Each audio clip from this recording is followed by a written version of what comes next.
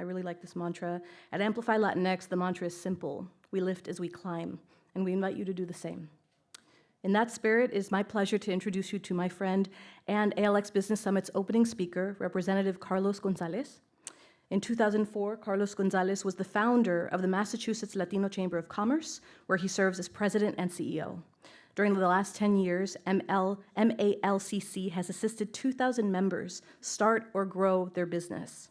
Mr. Gonzalez is also the president and CEO of Nueva Esperanza. Hired in 2012, he reorganized the financially strapped agency and reestablished the organization as a powerful community champion of the poor. In 1996 to 2004, Carlos Gonzalez served as the first Hispanic aide to the mayor in Springfield, Massachusetts. In 1999, Mr. Gonzalez was promoted to Deputy Chief of Staff. In 2004, he worked as a legislative aide for State Representative Steve, I did not ask how to pronounce this name, and I should have. Benacati. In 1995, Carlos Gonzalez opened his own small business, Hispanic Marketing Services, as president of Hispanic Marketing Services.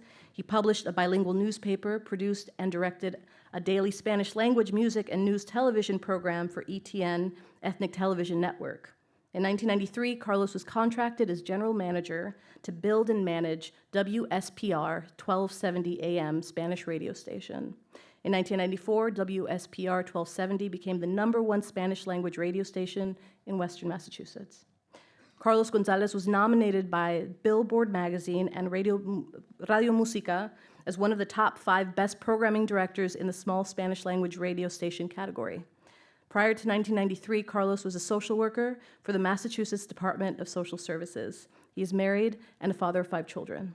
We're incredibly honored to welcome Representative Gonzalez, a champion of economic empowerment, advocate for Latino-owned businesses. His dedication to creating opportunities for all echoes the spirit of the ALX Business Summit, and we're eager to hear his insights today.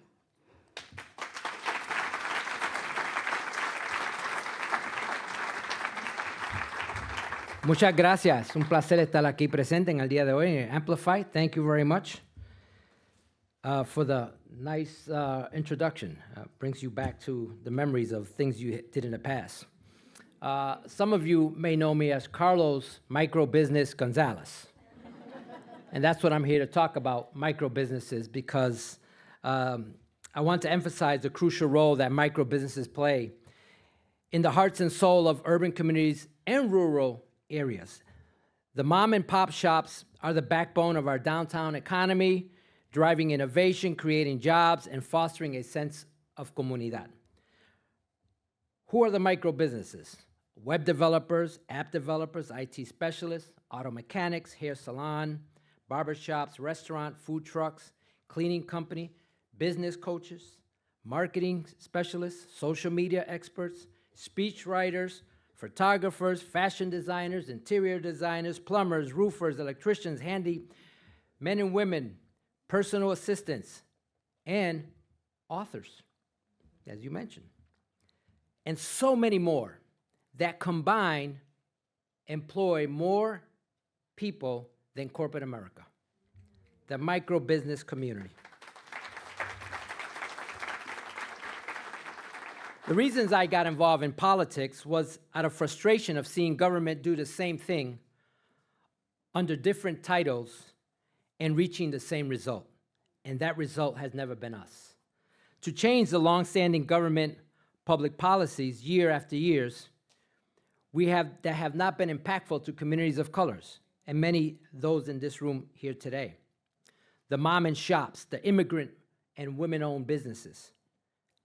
Bank policies. We know that banking policies have not worked. Banks have given us many applications, but no access to capital. El corazón de un negocio es the capital. The heart of a business is the capital. So they have given us the handshake without the heart.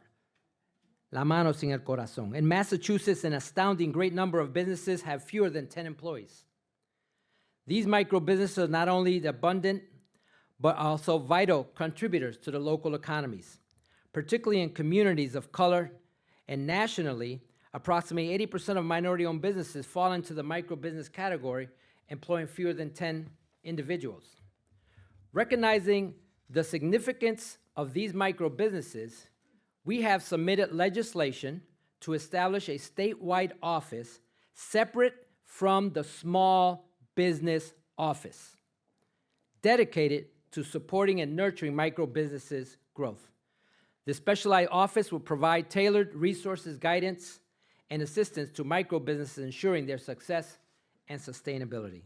In addition, the legislation will further define what a micro business is, proposing identifying micro business as a business under 10 employees and generating no more than $250,000 in profit. By establishing these clear definitions, we can better tailor our support and initiatives to meet the greater segment of our communities and business community, and support initiatives to meet specific needs of these small ventures. These businesses have been rebuilding urban areas in many downtown districts, and they are the job creators employing many of our local residents. If you go to Lawrence or Chelsea or Springfield or Holyoke or even Boston, those names of all those little businesses that I spoke about, or even some individuals here, are who we are. What are we hearing from those in the micro business community? Number one, access to capital. Number two, technical assistance. No different than in 2010 when I made a similar speech about those statistics, and a recent data that shows that's the same need. But government hasn't changed its program. And remember, banks have given you the hand, but not the heart. For the last 30 years, this has been in effect. We would like to emphasize a tax incentive loan to grant funding that provides a loan process with an expected outcome. And once that outcome is received, that loan converts to a grant. Different than the tax incentives that we give in the billions of dollars to corporate America to provide jobs, we're giving those tax incentives to smaller businesses that look like you and I to be able to create jobs within our community, from our community, and with our community. We support, and we will be supporting through the Economic Development Bond Bill to promote the administration's efforts to adopt our micro-business language and establishing an independent office separate from the small business office that demonstrates our commitment to promoting and empowering micro-businesses in urban communities by providing them with the necessary tools, mentorship, and most importantly, access to capital, el billete. We can foster an environment that these businesses can thrive and contribute to the overall community. So in conclusion, let's come together and recognize the invaluable contributions that micro businesses have. They are the lifeblood of our communities, especially those who go and get a barber shop or a hair salon. You know, without them, we can't look good. Driving economic growth and creating opportunities for all. We are the support and dedication. We can ensure that these businesses continue to flourish and make lasting impact. So I'll end with this. And if you get a beat,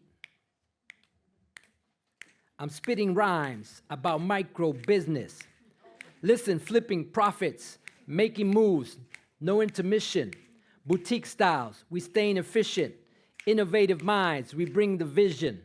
Micro business, we grinding every day. From the ground up, we pave our own way. Hustling hard, we never sway. Success is our target, we don't play. With precision and strategy, we excel. Micro business, we rise and we swell.